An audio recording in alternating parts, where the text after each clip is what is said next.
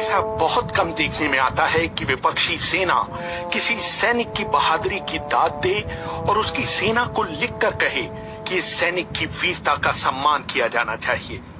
1999 के कारगिल युद्ध में ऐसा ही हुआ जब टाइगर हिल के मोर्चे पर पाकिस्तानी सेना के कैप्टन कर्नल शेर खान ने इतनी बहादुरी से लड़ाई लड़ी कि भारतीय सेना भी उनके सामने नतमस्तक हो गई। उस लड़ाई को भारत की ओर से कमांड कर रहे ब्रिगेडियर MPS बाजवा याद करते हैं। बाकी सारे काले सलवार कमीज में थे और ये जो है ऑफिसर, मैं कहा ये अफसर होगा क्यों, जो ट्रैक सूट में थे। 2 अफसर थे। बाद में हमें पता चला कि एक मेजर इकबाल है जो कि special service group commando forces का था, और एक था कैप्टन करनाल शेर खान जो कि 12 NLI का था, वहाँ से जो 4875 की तरफ से आए थे। और उसने जो लीड किया अटैक को, तीसरी बार वो हमें धकेल के हेलमेट से लेके तो दोबारा इधर इंडिया गेट की तरफ हम पीछे विड्रॉ करना पड़ा, क्योंकि जो हमारे 2 JCOs वहाँ खत्म हो गए और ऑफिसर बहुत क्रिटिकली वुंडेड था, इसलिए हमें विड्रॉ करना पड़ा। जो 20 आदमी आगे भेजे थे।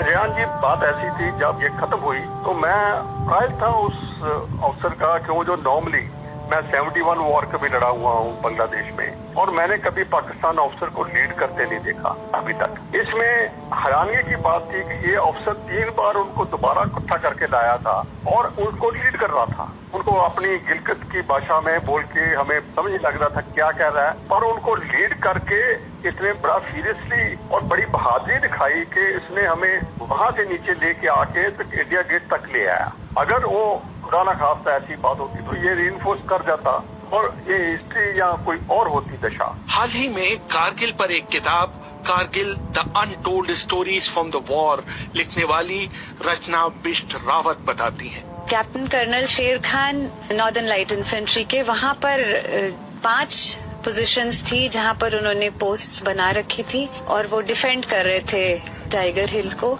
और जितने भी आर्मी के टॉप ब्रास हैं वो सब ओपनली ये कहते हैं कि बहुत मुश्किल था टाइगर हिल को वापस लेना। बहुत बहादुर थे वो और बहुत ही अच्छे सिपाही थे। 8 सिख को टास्क मिला था टाइगर हिल पे अटैक करने का और वो बिल्कुल उनसे हो नहीं पाया, जबकि वो भी बहुत बहादुर सिपाही थे और इन spite of not having winter clothing फिर भी वो अच्छे से लड़े थे। फिर 18 ग्रेनेडियर को भी उस टास्क पे लगा दिया गया। Finally they managed to rest one of the positions.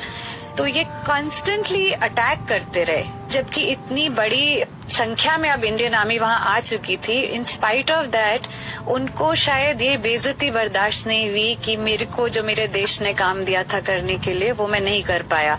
और जो लोग ये बैटल देख रहे थे, जो इंडियन सोल्जर से लड़ रहे थे, तो वो सब कहते हैं कि ये सुसाइडल था। जो वो कर रहे थे वो खुद जानते थे कि इसमें सक्सेस नहीं हो सकता क्योंकि they were completely outnumbered. But in spite of that उन्होंने रिट्रीट नहीं किया और वो बार बार अटैक करते रहे जब तक कि वो मरे नहीं। कैप्टन कर्नल शेर खान ने लगभग बाजी पलट दी थी, लेकिन तभी एक भारतीय सैनिक कृपाल सिंह ने उन्हें अपनी मशीन गन का निशाना बनाया। ऑफिसर को अखीर पे 10 गज से मैंने फिर वो लड़का जो हमारा था एक स्पाइस कृपाल सिंह, वो वुंडेड था और वो उठ के और उन्होंने बाकियों ने बस्ट मार के बड़ी मुश्किल से उसको खत्म किया।